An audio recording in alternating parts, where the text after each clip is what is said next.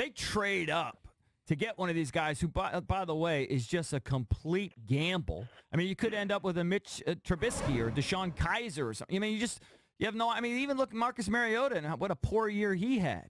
You know, these young quarterbacks, just because they're studs in college, it's so difficult. There's a reason why there's only about 10 good ones, 10 really good ones. You know what I mean? I sort of just hate this notion that we're just going to draft a young guy and go with that. Because it's such a gamble. If it was up to you, would you rather sign a guy? I would almost rather sign a guy like a Case Keenum if he was available. Yes, and then maybe draft somebody in the 3rd or 4th round. Yeah.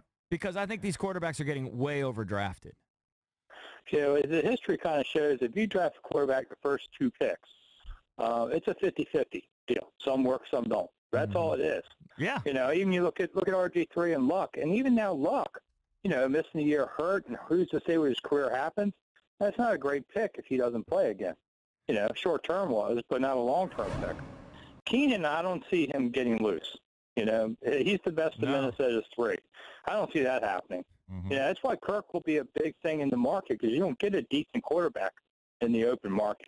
I mean, what do you want, Blaine Bortles? I mean, you know, that's what you're looking at. Well, this will be unprecedented. Oh, yeah. This will be unprecedented. Other than when Drew Brees came out with the repaired labrum, and people didn't even know if this guy would be able to really play. No one has come out kind of at the peak of his powers at 29 years of age and just been sort of allowed to walk. And that's very, very conceivable here. Well, Neil O'Donnell came loose to the Steelers after they went to a Super Bowl, went to the Jets, and was never heard from again. Right. And I think he was more of a product of the Steelers than he was himself.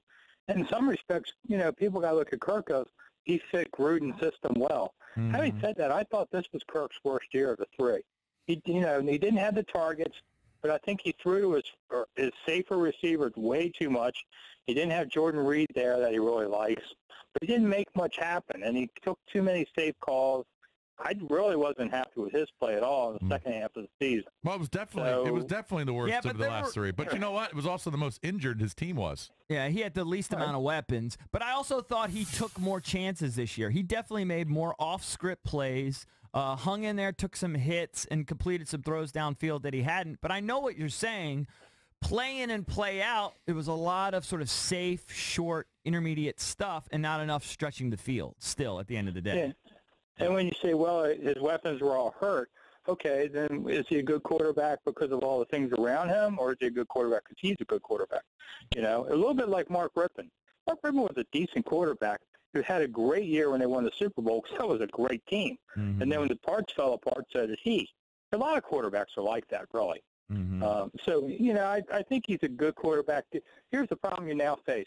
He's at $34 million this year, and you can't franchise him tag the next year. So you're doing a rental for $34 million for 1 year that the team, frankly, has a lot of rebuilding to do. So do you want to really spend that money on that, or do you want to invest in the future players? Yeah, I just don't know. Yeah, I just hate to be on that quarterback carousel again. Let's take the quarterback out of the equation. Assume they roll with Colt and they draft a quarterback high, I guess. Where else would you focus? Because they need a number 1 receiver. I don't think Josh that. Maybe he will.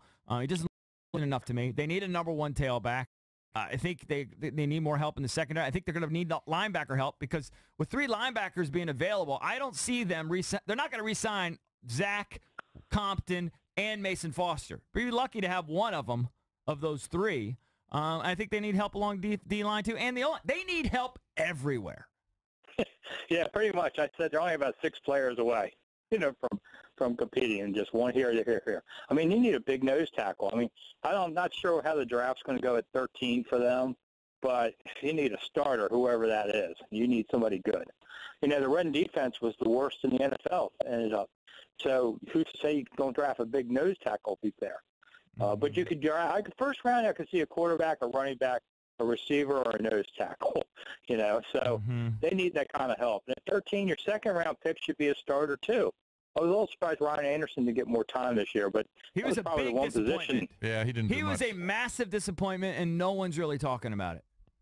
Well, and he was stocked behind other players. That's part of the problem. But he was also that hurt. was the one.